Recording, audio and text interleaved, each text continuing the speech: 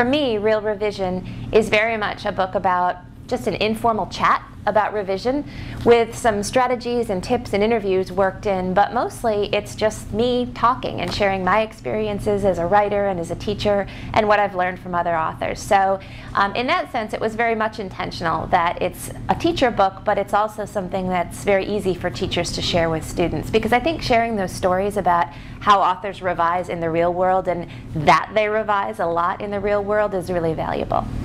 The book is set up really to acknowledge the realities of teaching in the modern world, but also to acknowledge the hopefulness of getting past some of that test writing and getting past some of that first draft writing into more authentic kinds of writing, the kinds of writing that authors do in the real world. So it's structured very much in an introductory format. We talk about what is real revision. We talk about what is not real revision, which I think is really valuable.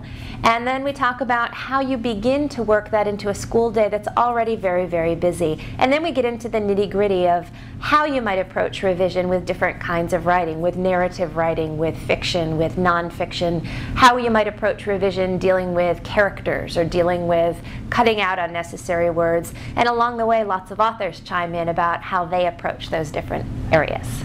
Interviewing the authors for Real Revision was my very favorite part of this book because I learned so much as a writer and as a teacher. I love to hear other people's revision stories because it gives me ideas for how I might approach my own writing. And I find that every book I write is different, and the tools and tricks that I learn for one book might be something completely different than what I need from another book.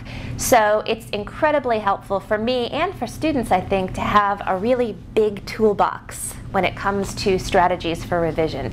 And so interviewing those authors was just great. I mean, I got to hear how 40 different people approach making characters more realistic, and how 40 different people approach cutting out unnecessary words and title changes and things like that. So it was a great, great fun part of the process for me. When I was writing Real Revision and compiling these author interviews, that was like a gift for me as a writer and as a researcher, because I always love to hear, as a writer, how other writers do their work. And the whole time I was writing this book and putting together the author interviews, I was thinking, boy, was this a book I would have loved when I was starting out writing. So I hope it'll be a book that teachers use with their students and that students enjoy, but I suspect it may also be a book that is really helpful to people who write for kids too. It sort of pulls back the curtain on the whole process so that you can see the wizard there behind the curtain and how he's making everything work. So I hope it'll be really helpful for writers of all ages.